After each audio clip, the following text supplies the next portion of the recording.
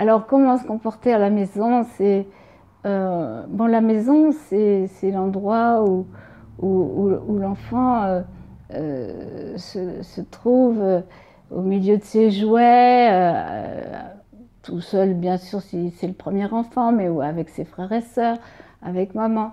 Bon, il est important d'abord de ne pas confondre ce que l'enfant ne peut pas faire et l'enfant ne veut pas faire. Et quelquefois, cette idée-là, c'est qu'on pense que l'enfant se met en colère parce qu'il il veut pas faire, il est désobéissant. Alors qu'il est important de comprendre, de bien connaître, et ça les parents le savent, mais ils doivent être soutenus dans cette connaissance de leur enfant qu'il ne peut pas. Donc il faut l'aider à, à, à comprendre ce qui est, ce pourquoi, ce qu'on attend de lui. Donc être simplifié.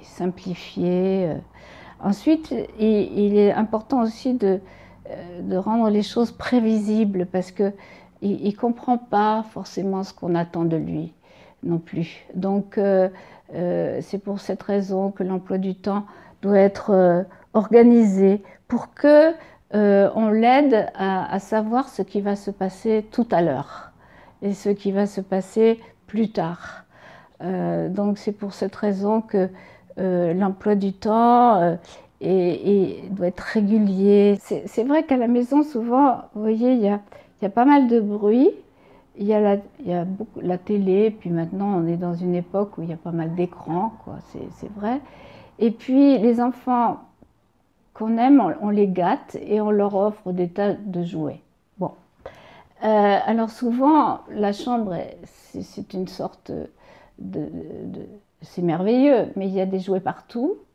Et puis, pour les distraire, il y a pas mal d'écrans. Et je pense que là aussi, ça ne veut pas dire que c'est pas intéressant de leur apprendre des choses, de les ouvrir à nos nouvelles technologies et quelque part de les gâter. Mais dans la chambre, il vaut mieux mettre les jouets dans le placard, en avoir quelques-uns, et puis pas beaucoup, pas trop d'écran, pas trop de bruit. C'est pas si simple hein, à la maison. C'est pour ça que les parents sont.